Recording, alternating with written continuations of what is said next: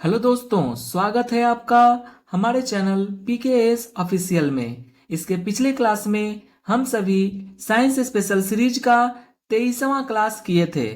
सभी क्लासेस में आप सभी को स्टैंडर्ड क्वेश्चन जो एग्जाम में आने वाले एक्सपेक्टेड जो क्वेश्चन है उन्हीं प्रश्नों को कराया जा रहा है। यह क्लास टोटली RRB ALP पर फोकस किया गया है, जिससे आप अपनी ALP का एग्जाम आसानी से प्रिपेयर कर सकते हैं। क्लास को अंत तक देखें ताकि आप अपनी प्रिपरेशन को और ज्यादा इम्प्रूव कर सके। सामने ही एग्जाम आने वाला है। यह साइंस स्पेशल सीरीज आप सभी को कैसा लग रहा है कमेंट करके जरूर बताइएगा। चैनल पर नए हैं तो चैनल को सब्सक्राइब कर दीजिएगा ताकि RRB ALP टेक्नीशियन से रिलेटेड जितनी भी डेली क्लासेस यहाँ होती हैं वह आप तक मिलती रहें। तो चलिए शुरू करते हैं। सबसे पहला क्वेश्चन है, किसी दिए गए गोलीय दर्पण की वक्रता त्रिज्या -20 सेंटीमीटर है। दर्पण की फोकस दूरी ज्ञात कीजिए। यहाँ पर फोकस दूरी ज्ञात करने को कहा गया है। देखिए, यह जो है RRB ALP में न्यूमेरिकल का वेटेज बहुत ही ज्यादा है। हर शिफ्ट में 5 से 6 प्रश्न साइंस न्यूमेरिकल का रहता ही रहता है। इसलिए आप सभी को हम न्यूमेरिकल भी कराते जा रहे हैं ताकि आपको एग्जाम में कोई परेशानी नहीं होगी। तो चलिए, ये पहला क्वेश्चन को कैसे डिराइव करेंगे, हम लोग कैसे सॉल्व करेंगे, चलिए बताइए, जल्दी से कमेंट कीजिए। इसका राइट आंसर क्या होगा आप लोग बताइए। देखिए, गोलीय जो दर्पण है इसकी वक्रता त्रिज्या क्या गिवन दैट क्या दिया है, -20 सेंटीमीटर। तो हम लोग पहले लिख लेते हैं जो गोलीय दर्पण की वक्रता त्रिज्या यानी जो R है, ठीक है, कितना है तो -20 सेंटीमीटर। कितना है तो -20 सेंटीमीटर है यह इसका वक्रता त्रिज्या, ठीक है। चलिए, तो और पूछा क्या है, फोकस दूरी ज्ञात करना है। तो आप लोग को पता होगा कि F इक्वल टू यानी फोकस दूरी क्या फॉर्मूला है, तो फोकस दूरी का फॉर्मूला है R/2 यानी वक्रता त्रिज्या बटे 2। तो इसको हम लोग कैसे डिराइव करेंगे, देखिए वक्रता त्रिज्या कितना दिया है -20 सेंटीमीटर। तो यहाँ पर हम लोग लिख देंगे R हो जाएगा -20 बटे नीचे कितना है 2, ठीक है। तो इसको हम लोग जब करेंगे तो 2 10 जा 20, तो इसका कितना आ जाएगा, इसका आएगा -10 सेंटीमीटर। इसका राइट आंसर हो जाएगा, ठीक है। कितना आएगा -10 सेंटीमीटर। इसका राइट आंसर ऑप्शन डी हो जाएगा, ठीक है। देखिए, अवतल दर्पण की जो फोकस दूरी होती है वो ऋणात्मक एवं उत्तल दर्पण की फोकस दूरी जो होती है वह धनात्मक होती है। इतनी बात आप लोग को पता होनी ही चाहिए। तो इसका right answer option D -10 centimetre हो जाएगा। देखिए कितना इजी फॉर्म में 5 सेकेंड लगेंगे, इससे ज्यादा आपको नहीं लगने चाहिए। चलिए नेक्स्ट क्वेश्चन देखते हैं। नेक्स्ट क्वेश्चन है, नीचे दिए गए कथनों पर विचार कीजिए और सही उत्तर का चयन कीजिए। कथन 1, गर्म करने पर कॉपर पाउडर की सतह पर कॉपर 2 ऑक्साइड के काले रंग की परत चढ़ जाती है। बात सही है। कथन 2, यदि इस गर्म किए गए पदार्थ CuO कॉपर ऑक्साइड के ऊपर से हाइड्रोजन गैस प्रवाहित की जाती है तो सतह पर मौजूद काली परत भूरी हो जाती है। जो काला परत जो चढ़ गया था वो अब हाइड्रोजन गैस के प्रवाहित करने पर क्या होगा, काली परत भूरी हो जाती है। तो ये भी सही है। कथन 1 और कथन 2 दोनों सही है। तो इसका राइट आंसर हो जाएगा ऑप्शन बी। दोनों कथन क्या होंगे, सही हैं। तो इसका राइट आंसर ऑप्शन बी हो जाएगा। चलिए नेक्स्ट क्वेश्चन देखते हैं। नेक्स्ट क्वेश्चन है, तत्वों के संयोजी कोष इलेक्ट्रॉनों के अनुसार उनका सही क्रम क्या है। तो संयोजी कोष के जो इलेक्ट्रॉन हैं उनके अनुसार सही क्रम क्या हो जाएगा। तो इसका राइट आंसर क्या होगा आप लोग कमेंट करके जल्दी बताइए। देखिए, तत्वों के संयोजी कोष में इलेक्ट्रॉनों के अनुसार उनका सही जो क्रम है, सही क्रम क्या हो जाएगा, तो पहले हो जाएगा फ्लोरीन, ठीक है। उसके बाद क्या हो जाएगा, ऑक्सीजन, कार्बन, उसके बाद लिथियम। तो ए नंबर इसका राइट आंसर हो जाएगा। कैसे, तो देखिए ये जितने भी तत्व हैं ये द्वितीय आवर्त के तत्व हैं, जो दूसरे आवर्त हैं इसी के ये तत्व हैं, ठीक है। और इनकी परमाणु संख्या और संयोजी इलेक्ट्रॉन क्या होंगे, तो 1 2 3 4 5 6 7 8 ऐसे करके ये बढ़ते हैं, ठीक है। तो किसी भी तत्व के परमाणु के अंतिम कक्षा में पाए जाने वाले इलेक्ट्रॉन को हम लोग क्या कहते हैं, तो संयोजी इलेक्ट्रॉन कहते हैं, ठीक है। इतना आप लोग को जानना चाहिए। तो इसका राइट आंसर ऑप्शन ए हो जाएगा। चलिए नेक्स्ट क्वेश्चन देखते हैं। नेक्स्ट क्वेश्चन है, निम्नलिखित में से कौन से उपकरण विद्युत धारा के तापीय प्रभाव पर आधारित है? और कथन 1 है ताप दीप्ति लैंप, कथन 2 इलेक्ट्रॉनिक गीजर, कथन 3 विद्युत जनरेटर। तो इसका राइट आंसर क्या होगा आप लोग बताइए। देखिए उपकरण, कौन सा उपकरण विद्युत धारा के तापीय प्रभाव पर आधारित है? ठीक है, तो इसका राइट आंसर क्या होगा आप लोग कमेंट कीजिए। देखिए तापीय उपकरण जो हो गया वो हो जाएगा ताप दीप्ति लैंप। देखिए इसमें भी ताप है, इससे ही पता चल रहा है, ताप दीप्ति लैंप। और दूसरा क्या होगा तो इलेक्ट्रॉनिक गीजर, ये भी ताप से ही, विद्युत धारा के तापीय प्रभाव पर आधारित है विद्युत गीजर। लेकिन विद्युत जो जनरेटर है ये तापीय विद्युत प्रभाव पर कार्य नहीं करता है। ठीक है, तो इसका राइट आंसर क्या होगा? कथन 1 और कथन 2 दोनों। तो इसका राइट आंसर ऑप्शन बी हो जाएगा।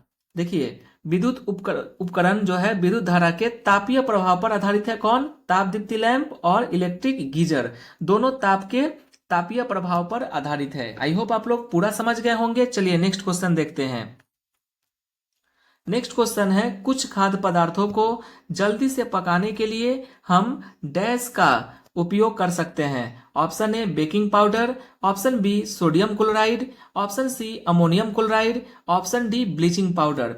देखिए तो इसका राइट आंसर क्या होगा आप लोग जल्दी से कमेंट कीजिए। आप लोग कमेंट नहीं करते हैं, यह बहुत ही बड़ा प्रॉब्लम है। ठीक है, तो आप लोग कमेंट किया कीजिए। ठीक है, ताकि हमें भी पता चले कि आप लोग की तैयारी कैसी है। सामने ही एग्जाम है। ठीक है, इसको ध्यान में रखते हुए आप लोग कमेंट कीजिए। देखिए कुछ खाद्य पदार्थों को जल्दी से पकाने के लिए हम बेकिंग पाउडर का उपयोग कर सकते हैं। तो इसका राइट आंसर ऑप्शन ए हो जाएगा। ठीक है, क्या होगा? ऑप्शन ए इसका राइट आंसर हो जाएगा। ठीक है, देखिए बेकिंग पाउडर सोडियम बाइकार्बोनेट इसका रासायनिक नाम है। क्या कहते हैं बेकिंग पाउडर को? तो सोडियम बाइकार्बोनेट। इसका सूत्र क्या होता है? तो इसका सूत्र होगा NaHCO3। ये आप लोग याद रखिएगा। यह अम्लीय यौगिक जैसे पोटेशियम हाइड्रोजन टाइट्रेट और सिट्रिक अम्ल का मिश्रण होता है। कौन? तो बेकिंग पाउडर। और इसका रासायनिक सूत्र NaHCO3।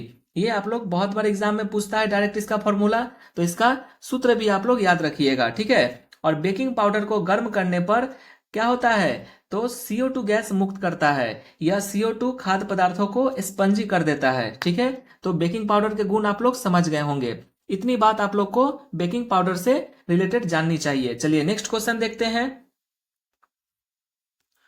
नेक्स्ट क्वेश्चन है, एक त्रिभुजाकार कांच के प्रिज्म के माध्यम से अपवर्तित होने वाली प्रकाश किरण के लिए विचलन कोण डैश के बीच का कोण होता है। तो इसका राइट आंसर क्या होगा आप लोग कमेंट कीजिए। देखिए जो त्रिभुजाकार जो कांच के प्रिज्म है, चलिए थोड़ा सा हम ड्रॉ कर देते हैं। मान लीजिए एक त्रिभुजाकार कांच का ये प्रिज्म है। यहां से अगर आपतित किरण ऐसे प्रवेश करती है और यहां से ऐसे झुक जाएगी। ठीक है, आपतित किरण इधर से चली। ठीक है, इसको हम लोग नाम देते हैं कोई ए आपतित किरण और यहाँ पर V।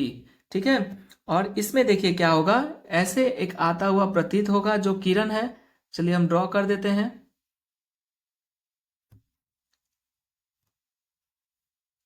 देखिए, और इन दोनों के बीच का जो ये कोण है यही पूछा है। ठीक है, इन दोनों के बीच का जो कोण बनेगा क्या बनेगा ये आप लोग को बताना है।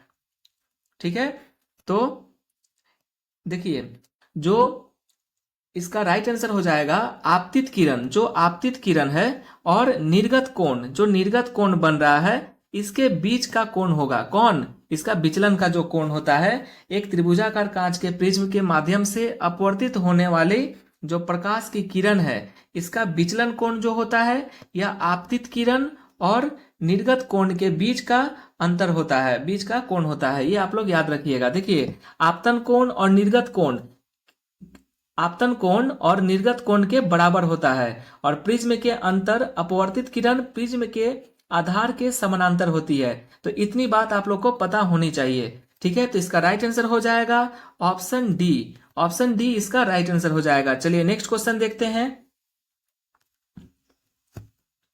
नेक्स्ट क्वेश्चन है, निम्नलिखित में से किस खाद्य पदार्थों में आयरन प्रचुर मात्रा में पाया जाता है? ऑप्शन ए चावल, ऑप्शन बी मक्खन, ऑप्शन सी गुड़, ऑप्शन डी दूध। तो देखिए ये जो विकल्प दिया गया है, ये चारों जो विकल्प दिया गया है, इन चारों विकल्पों के अनुसार, ठीक है, इन चारों विकल्पों के अनुसार सबसे ज्यादा यानी प्रचुर मात्रा में आयरन किसमें पाया जाएगा, जल्दी से कमेंट कीजिए। तो इसका राइट आंसर ऑप्शन सी हो जाएगा, गुड़।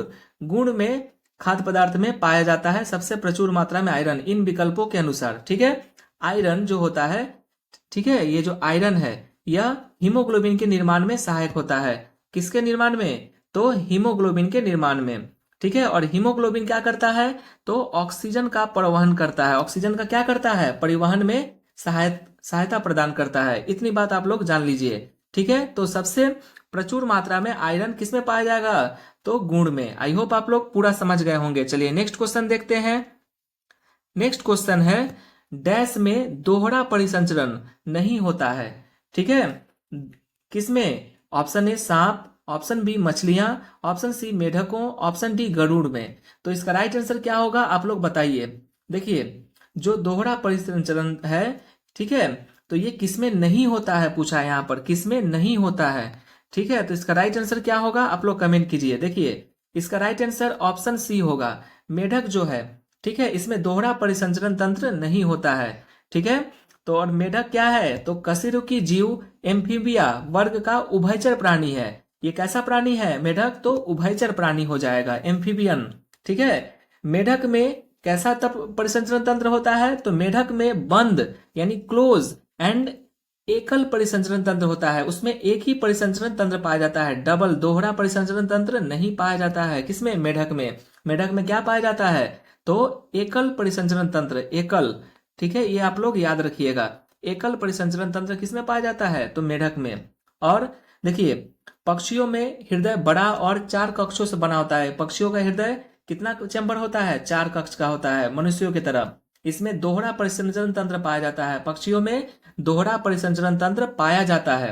ठीक है, स्तनधारियों के यूथेरिया में दोहरा रक्त परिसंचरण तंत्र पाया जाता है। स्तनधारियों में भी क्या है, तो दोहरा रक्त परिसंचरण तंत्र पाया जाता है। ठीक है, ये आप लोग याद रखिएगा, इतना बात आप लोग को पता होनी चाहिए। चलिए नेक्स्ट क्वेश्चन देखते हैं। नेक्स्ट क्वेश्चन है, हिमालय के किस पुष्प में पूर्तिरोधी यानी एंटीसेप्टिक गुण होते हैं और इसलिए यह खरोंचों को ठीक करने में मदद कर सकता है। Option A ricinus, option B parthenium, option C ब्रह्मकमल, ऑप्शन डी धतूरा। तो इसका राइट आंसर क्या होगा, आप लोग कमेंट कीजिए। देखिए, हिमालय के जो ब्रह्मकमल है, ब्रह्मकमल पुष्प जो है, इसमें पूर्तिरोधी यानी एंटीसेप्टिक गुण पाए जाते हैं। ठीक है, इसलिए यह खरोंचों को ठीक करने में मदद कर सकता है। तो इसका राइट आंसर ऑप्शन सी हो जाएगा, ब्रह्मकमल। ठीक है, देखिए, पौराणिक कहावत के अनुसार ब्रह्मकमल वह पुष्प है जिस पर भगवान शिव जल छिड़ककर भगवान गणेश को जीवित किए थे। ठीक है, यह निम्न कार्यों में उपयोगी है ब्रह्मकमल। मधुमेह यानी जो डायबिटीज होता है, उसके बाद लीवर की सूजन में, रक्त का भी कोई भी विकार हो उसमें, पीलिया और बैक्टीरिया रोधी में ये ब्रह्मकमल बहुत ही उपयोगी है। इतनी बात आप लोग को पता होनी चाहिए, यानी एंटीसेप्टिक गुण इसमें ब्रह्मकमल में पाए जाते हैं। चलिए नेक्स्ट क्वेश्चन देखते हैं, और यह आखिरी क्वेश्चन भी है। निम्न में से कौन सा तत्व अधिकतम संयोजी इलेक्ट्रॉन को दर्शाता है। ऑप्शन ए क्या है, nitrogen, option B aluminium, option C fluorine, option D hydrogen. तो इसका राइट आंसर क्या होगा, आप लोग कमेंट कीजिए। देखिए, फ्लोरीन तत्व अधिकतम क्या है, संयोजी इलेक्ट्रॉन को दर्शाता है। संयोजी इलेक्ट्रॉन को कौन दर्शाता है, तो फ्लोरीन। तो इसका राइट आंसर ऑप्शन सी हो जाएगा। ठीक है, फ्लोरीन जो है यह अधिकतम संयोजी इलेक्ट्रॉनों को दर्शाता है। ठीक है, देखिए, किसी तत्व के परमाणु के अंतिम कक्षा में उपस्थित इलेक्ट्रॉनों की संख्या को ही हम लोग क्या कहते हैं, तो उसी को हम लोग संयोजी इलेक्ट्रॉन कहते हैं। ठीक है, ये आप लोग याद रखिएगा। तो इतनी बात आप लोग को पता होनी ही चाहिए। ठीक है, तो कौन सा तत्व अधिकतम संयोजी इलेक्ट्रॉन को दर्शाता है, तो फ्लोरीन हो जाएगा इसका राइट आंसर, ऑप्शन सी। देखिए, अगर आप क्लास अंत तक देख रहे हैं तो कमेंट में बताएं कि टॉप 10 प्रश्नों में से आप कितने प्रश्नों का सही सही जवाब दिया है। अगर कोई क्वेश्चन में डाउट हो तो कमेंट करके जरूर पूछें। मन लगाकर पढ़ाई करें, सामने ही एग्जाम का डेट अभी आने वाला है। तो मिलते हैं अगले वीडियो में, तब तक के लिए जय हिंद।